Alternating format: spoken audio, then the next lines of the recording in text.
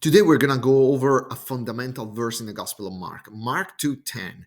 Jesus not only claims that the sins of the paralytic are forgiven, but he also validates this claim by performing a mighty miracle. In other words, he is not only saying that he has the authority of God, he's also proving them that he is God. Mark 2:10.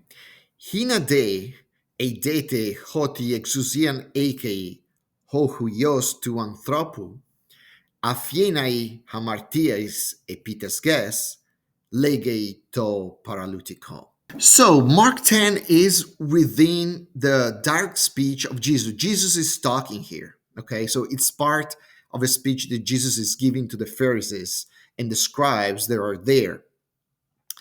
And so it starts with this clause that is introduced by hina, which is a conjunction. Okay, conjunction. This hina here holds this whole long clause up to here. So this is a big clause that creates this kind of suspense. Okay, this conjunction means so that, in order for, so that. Okay, then you have this day. We have found this day previously is an aversative particle. Aversative. So it generally it's put there to indicate some kind of a contrast with what has been said before. So we can translate it as a sort of however or but, or you can simply ignore it because it's obvious from the context that what you're saying is somehow in opposition to what you said before. So if we want to really translate it, we can even skip it. You could translate it as but or however. Okay, so the verb of the clause, the principal verb of the clause is this one here, eidete, that holds another clause that is introduced by this other conjunction, hoti. Okay, conjunction. So it's a clause connected to another clause. Okay, and so there is another verb. So the second clause has another verb, which is this eke. So eidete is the verb one of the first clause introduced by the conjunction hina. And then this clause holds a secondary clause introduced by the conjunction hoti. And the verb of the second clause is this eke here that you see here. Now, what is the subject of this verb is right here. Ho uios. This is the subject. And then you have this tu anthropo, which is a genitive that is connected to the subject. Okay. And then you have the object, the direct object. It's right here. Exousian. All right.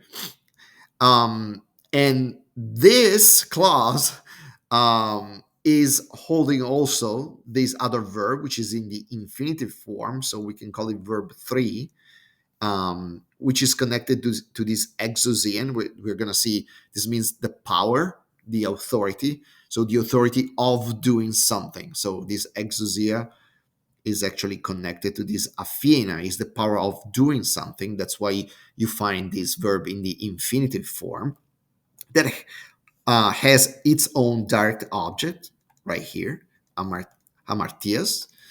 And then you have this prepositional phrase, epites ges, introduced by this preposition epi, which indicates a location where this action happens. Okay, so kind of complicated, nested type of grammatical structure.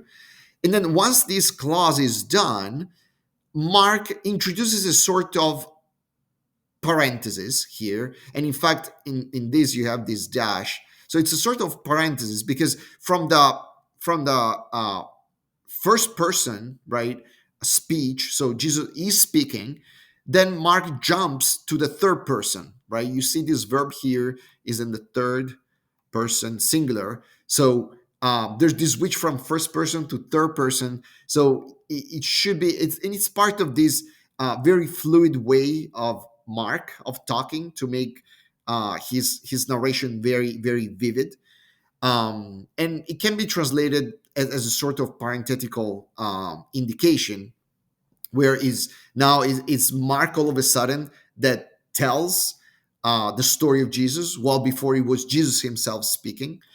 Now for a little bit it's Mark telling the story, and so he speaks in third person. Jesus, is the subject, and the verb is in third person. And then you have this to paralytico, which is in the dative, and translate the idea of to whom Jesus is speaking to. All right. And then in Mark 2:10, we're going to see exactly what Jesus says to the paralytic. So this verse ends with a sort of suspense, and we're going to have to go to the next verse to actually read what Mark says to the paralytic. All right, now that we understood the grammar and the structure of the sentence, we are ready to translate.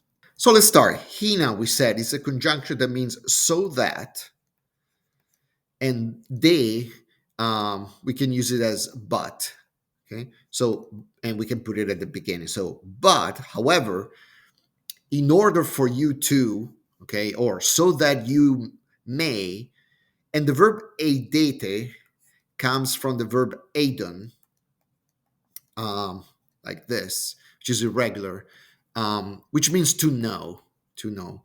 In this particular case, it's in the perfect tense, subjunctive, and it's a subjunctive because it's within a clause, right? So we may translate, but so that you may know, okay? So it's the second person plural, okay? So you may know. This ending ete is the second person plural. But so you may know what? Well, hoti, this is another conjunction we said that basically translate with that. So you may know that, well, what? So we said that the subject of the second clause is this here, ho uyos. So ho is the, right, is the definite article, masculine, singular. And then you have huyos, which is in the nominative case, masculine, singular, and it means son, the son. Ho huyos, son. Huyos, through the Son of God, right? We've seen it many times. Now, in this particular case, Jesus refers to himself not as the Son of God, but the Son to anthropo. Okay, so you probably already realize what that means. So you have again the definite article in the genitive, masculine singular case. Okay, so you see this o u or upsilon ending that indicates genitive masculine singular to anthropo, and the word anthropos means man, right? Man, as we know in English, a lot of words that starts with the root anthropology, right? Is the science that study man, right? And so this simply means the son of the man, literally the son of man. This is one of the title, son of man, that Jesus applies to himself, and is typically referring to himself as the Son of Man. And we know that this is a reference to Daniel, to the book of Daniel in the Old Testament, where there's this prophecy of these, like a son of man, says Daniel, that is exalted on the right hand of God, right? That's why Jesus always refers to himself as this, the Son of Man, not just a Son of Man. The expression Son of Man is used many times to indicate simply human beings, but here Jesus is saying something more, right? He's not saying myself as a human being. No, he's saying the Son of Man, right? I am that Son of Man that was prophesied in Daniel, right?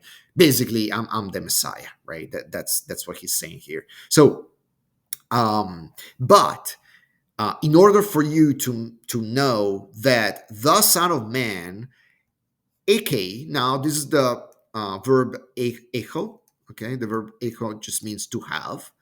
And in this particular case, is just in indicative present, third person singular, so has, right? The Son of Man has what?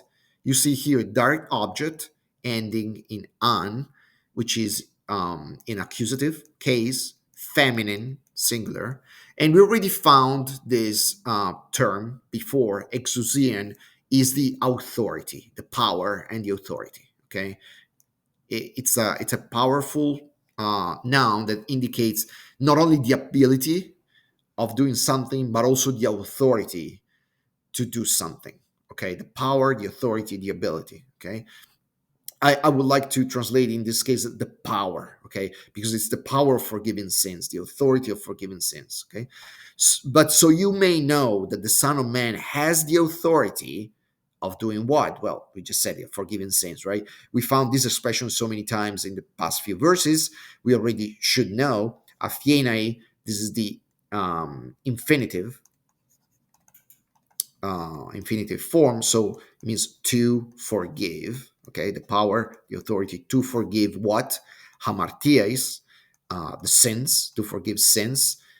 So you have this as because it's a feminine plural name. Okay, in the accusative case. So the power of forgiving sins, where?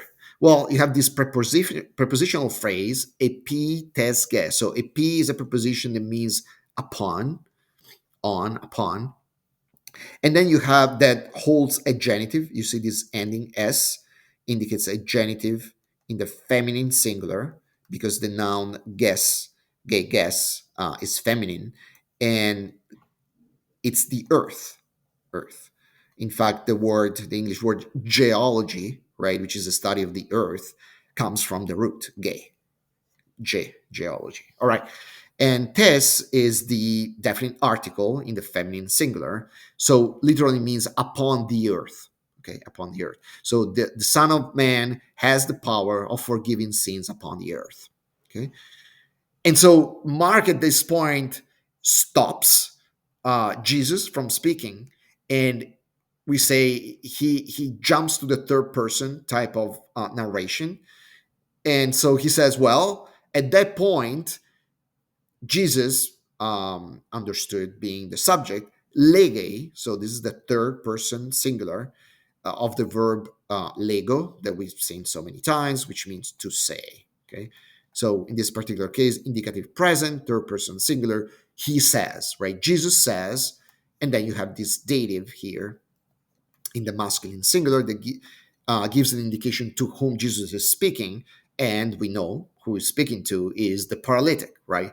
So you have this to, which is again is the definite article in the masculine singular dative case, and paralytico, again masculine singular in the dative case, is the paralytic. So he speaks or says to the paralytic. Okay, so if you put everything together, the translation of this verse goes like this: but so that you may know that the Son of Man has the power and the authority of forgiving sins on earth, he says to the paralytic.